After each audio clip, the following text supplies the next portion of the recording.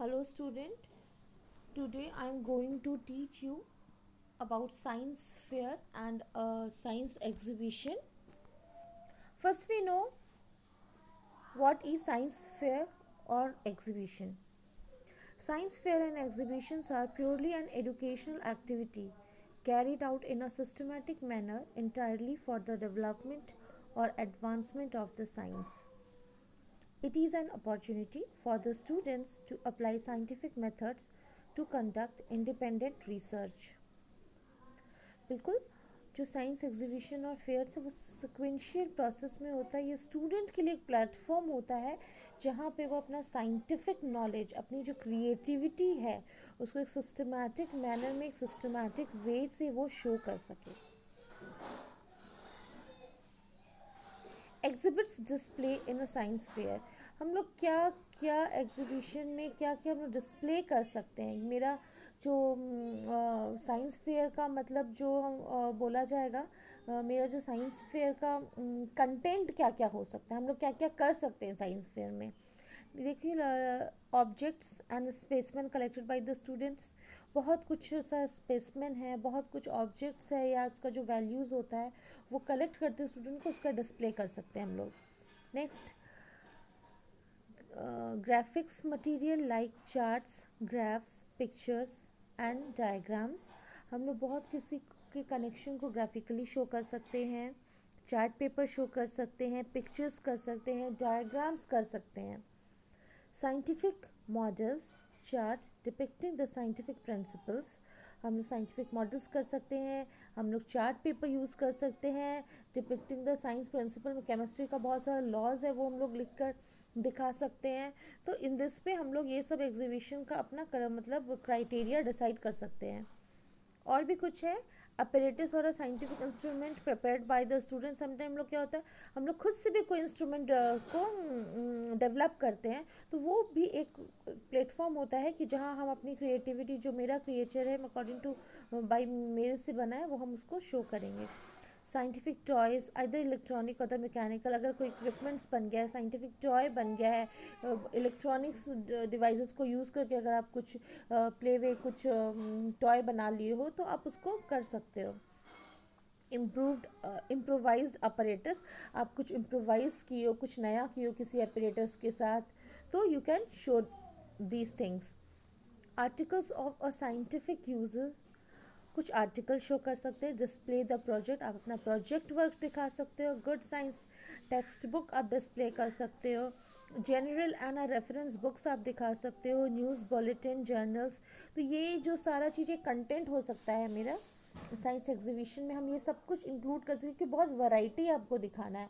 हम एक सिंपल सा साइंस एग्जीबिशन को हम सिर्फ चार्ट और मॉडल से नहीं, क्योंकि ये सारा चीज़ हम उस पर इंक्लूड करेंगे तो बहुत एनहांसमेंट होगा. कि इसका पर्पस ही यही होता है कि एक नॉलेज गेन करे बच्चे, उनके अंदर साइंटिफिक एटीट्यूड, उनका जो थिंकिंग है, क्रिएटिविटी है, वो ऑल सब कुछ दिखे. Now comes to the objective. किस ऑब्जेक्टिव्स के साथ हमको साइंस फेयर को ऑर्गेनाइज करना चाहिए. Number 1, science fairs prove a good media for the science student for trying out the theory into the practice. एकदम साइंस फेयर के थ्रू हम लोग जो भी थ्योरी है, क्लासरूम का जो थ्योरी है, उसको हम लोग प्रैक्टिस कर सकते हैं, प्रैक्टिकल कर सकते हैं उसका. To understand the practical application and utility of a science. Science fair से हमको साइंस का यूटिलिटी, हमारे बेसिक लाइफ में भी साइंस कितना यूज़फुल है, उसका यूजेस कितना है, वो हम लोग देखते हैं. Third, to see the performance of other student and their work. एकदम इसमें ना इंटरेक्शन भी होता है. हम अदर स्टूडेंट्स के वर्क को भी देख करके सेल्फ मोटिवेशन का भी ये काम करता है. किसी के अच्छे काम को हम अप्रिशिएट करना भी सीखते हैं, तो पॉजिटिव एटीट्यूड बहुत ज़्यादा डेवलप होता है. To create interest in students and to make a science learning joyful. Students के अंदर में इंटरेस्ट आता है, वो और जॉयफुल वे में ये लर्निंग करते हैं, अपना learning teaching process proper way में करते हैं और वो डेडिकेटेड हो जाएंगे अपने सब्जेक्ट्स के लिए. To nurture the creative talent of students. Creativity का जो टैलेंट है वो स्टूडेंट्स में अराइज करना. To develop to provide a healthy platform for a competition. बिल्कुल एक दूसरे के साथ कॉम्पिटिटिव स्पिरिट नहीं हो करके बहुत ज़्यादा हेल्दी स्पिरिट आना चाहिए बच्चों के अंदर। To bring schools into the community and society. इसके द्वारा हम लोग जो कम्युनिटी और सोसाइटी के में का जो भी प्रॉब्लम होता है वो ट्राई करते हैं कि इसमें एक मॉडल या चार्ट पेपर या किसी भी और वेज में जो उसका कंटेंट है उसमें उनके जो इश्यूज़ है, करंट इश्यूज़ है सोसाइटी के, उसको भी कोशिश करें सॉर्ट आउट करने का, या उसको भी कोशिश करें बताने का कि इसका कॉज और उसका बहुत हद तक रेमेडियल भी हम लोग बता सकते हैं। To know about the models, methods and techniques developed by a teacher, students or institution, and to derive benefits from each other। एकदम स्टूडेंट और टीचर मिलके जो टेक्निक्स अपना यूज़ करें, जो मॉडल है, मेथड्स है, ये सब कुछ जो से एक दूसरे से बेनिफिट होते हैं। ठीक है, तो इस तरह से टीचर्स और स्टूडेंट के बीच बहुत पॉजिटिव रिलेशनशिप भी स्ट्रॉन्ग होता है।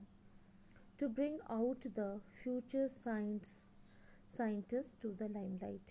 जो भी फ्यूचर साइंटिस्ट बन सकते हैं उनको भी लाइमलाइट में हम लोग लाते हैं, क्योंकि उनका क्रिएटिविटी पता चलता है, कि उनकी थिंकिंग पता चलती है उनका वर्क देख करके। To stimulate greater interest in a scientific investigation over the routine classwork। बहुत बोर हो जाते हैं, कभी कभी मोनोटोनस होता है क्लास वर्क से, तो थोड़ा सा एक डिफरेंट वे होता है कि इस वे में भी हम लोग न्यू इन्वेंशन, साइंटिफिक इन्वेंशन कर सकते हैं।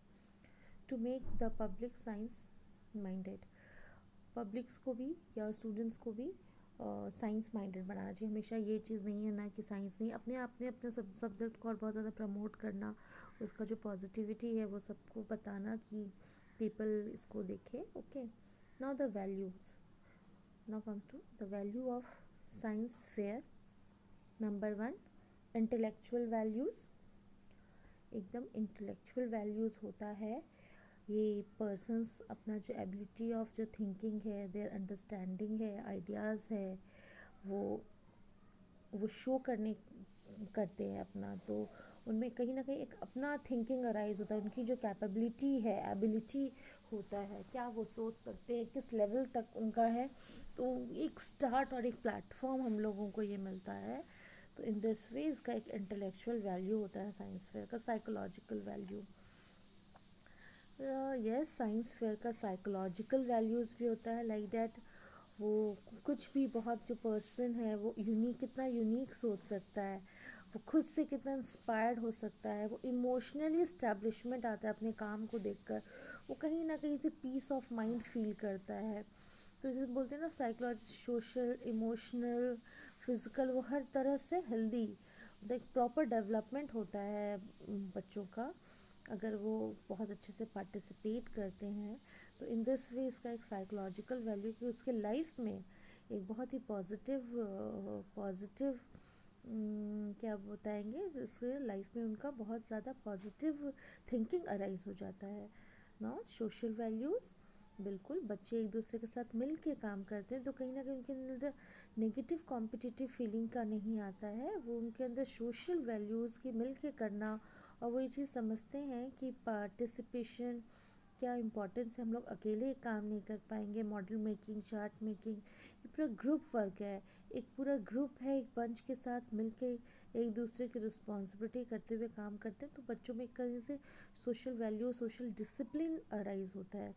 एजुकेशनल वैल्यूज़, यह साइंस फेयर एग्जीबिशन का एजुकेशनल वैल्यू है कि बच्चे साइंटिफिक होते हैं, पढ़ना सीखते हैं, वो न्यू इन्वेंशन जान रहे हैं, मेथड्स जान रहे हैं, प्रोसीड्यूर जान रहे हैं, इम्पोर्टेंस ऑफ साइंस समझ रहे हैं, तो कहीं ना कहीं से अपने आप को एडुकेट करें, सोसाइटी को एजुकेट करें, तो इन दिस वे इसका बहुत ज़्यादा एजुकेशनल वैल्यूज़ भी है। Next, steps for organising a science fair. ऐसे जब भी हम लोग कुछ भी चीज़ ऑर्गेनाइज करना है तो ऑब्वियस हम लोग उसका एक स्टेप्स है, क्योंकि वो सिस्टमेटिक वे में तभी होगा जब आप पूरे तरीके से अपना प्लानिंग करोगे। तो जब प्लानिंग की बात आती है, नंबर 1 स्टेप इसका है प्लानिंग। कोई भी प्रोग्राम को आपको प्लान करना है, आपको अपना थीम डिसाइड करना है, आपको टाइमिंग डिसाइड करना है, आपका मिनट्स होना चाहिए, security, safety, everything should be in a planned way. आप जब ऑर्गेनाइज करोगे तो एकदम आपकी प्रॉपर प्लानिंग होगी कि हम क्या इस साइंस फेयर का थीम रखेंगे, किस तरह से करेंगे, क्या टाइमिंग है, वेन्यू है, तो everything should be decided, distribution of the work, है ना। बहुत सारा हम इसमें कुछ स्ट्रीम्स बनाएंगे, स्टूडेंट का नंबर ऑफ स्टूडेंट्स को करके, मतलब वो अपना अपने अपने उनका जो वर्क रहेगा वो क्लियर होगा कि इस ग्रुप को ये, इस ग्रुप को ये, तो इस तरह से सिस्टमैटिक वे में आपका काम हो पाएगा। एग्जीक्यूशन, आपको बिल्कुल एग्जीक्यूट करना है अपने वर्क को, अपने साइंस फेयर को। सपोज़ आप किस तरह से उसको एग्जीक्यूट करोगे, आप किसका लेक्चर करोगे, टॉक्स कर है, डिबेट्स है, मॉडल्स है, आप कहाँ डिस्प्ले करोगे, दे ऑल शुड, जिनका भी लेक्चर है उनको पहले पता होना चाहिए, है ना। They have to be in advance information है उस टाइमिंग क्या है, एवरीथिंग। फिर बजटिंग, बजट्स आपका कहाँ से आया है, सॉरी जजिंग, आपका जजमेंट बिल्कुल फेयर होना चाहिए, है ना, उसमें कहीं से भी वो पार्शियल नहीं होना चाहिए। अच्छा, इसमें एक बजटिंग भी होता है, आपका जो बजटिंग है स्कूल से हो रहा है, कैसे हो रहा है, how many funds you have, तो ये बजट वाला पॉइंट भी आप स्टेप्स में ज़रूर इंक्लूड कर लोगे। ओके, देन द जजिंग, उसको प्रॉपर जज करना, और इवैल्यूएशन, एकदम फेयर रहना है, और इवैल्यूएशन में फिर देख लेना है लास्ट में कि क्या क्या आपका मिस्टेक्स हुआ है। आप खुद से अपने जो ऑर्गेनाइजिंग कमेटी है उसके साथ आप बैठ कर के देख सकते हो कि हम कहाँ कहाँ लैकिंग रह गए, ताकि नेक्स्ट जब भी आप ये ऑर्गेनाइज करें तो एटलीस्ट वो फिर से मिस्टेक्स को नो रिपीट नहीं करना चाहिए। नहीं, the factors to be consider by planning a science fair, हम लोग प्लानिंग वाला प्रोसेस जो नंबर 1 हम लोग करते हैं, तो उस प्लानिंग में आपको क्या क्या देखना है, objective of the fair, scope of the fair, procedure, financing, आप कहाँ से आपको फिनेंस हो रहा है, location, time, duration, other factors and facility such as necessary arrangements, control etcetera. ठीक है, तो ये बेसिक चीज़ है जो इसको देख करके आपको एकदम अपने पूरे प्रोग्राम को आपको प्लान करना है। Now comes to the advantages, develop scientific attitude and critical thinking among the students. Number 2, helps to develop the spirit of cooperativeness, application of scientific knowledge in a newer situation, develop the power of reasoning, improve the creativity of the students, facilitate the student to update their knowledge in the science। एकदम यही advantages होंगे, scientific attitude, critical thinking होना चाहिए, spirit of cooperativeness, एकदम cooperative होना चाहिए, spirit आता है क्योंकि हम बोले जैसे टीम वर्क है, हम लोग ग्रुप्स बनाएंगे, डिस्ट्रीब्यूशन ऑफ वर्क करेंगे, तो अगर कोऑपरेशन नहीं होगा तो ये सब नहीं आएगा। तो कोऑपरेटिवनेस बहुत ही ज़्यादा इसमें डेवलप होता है बच्चों के बीच। साइंटिफिक नॉलेज, न्यूअर सिचुएशन, हमारा जो भी नॉलेज है उसको नया सिचुएशन में हम कैसे डालते हैं ये भी सीखते हैं। पावर ऑफ रीजनिंग, किसी भी चीज़ को तुरंत करना, क्विक सॉल्व करना, क्रिएटिव होता है बच्चा। ठीक है, अपने नॉलेज को, अपने साइंस का जो नॉलेज को अपडेट कर सकते हैं कि हम उसको यूज़ कर रहे हैं। तो these are the advantages of the science fair और exhibition. Now conclusion, science fair and exhibition are of immense use to the students in the following regards. Number 1, stimulating interest in the science and technology and inculcating scientific spirit in younger generation, है ना। ये एकदम है कि science और science technology से aware कराते हैं बच्चों को। encouraging and exploring scientific talent among the students, engage और explore करते हैं हम लोग scientific talents को। encourage problem solving approach and developing the appropriate technologies especially for rural areas, and integrating scientific ideas in real life situation. अपने real life situation बहुत सारा problems होता है, तो वो सब प्रॉब्लम्स को भी हम लोग सॉर्ट आउट करने का कोशिश करते हैं. फॉर एग्ज़ाम्पल अभी जितना हम लोग ग्राइंडर है, टेक्नोलॉजी की ही देन है ये. मिक्सर ग्राइंडर यूज़ करते हैं, वॉशिंग मशीन यूज़ करते हैं, ठीक है.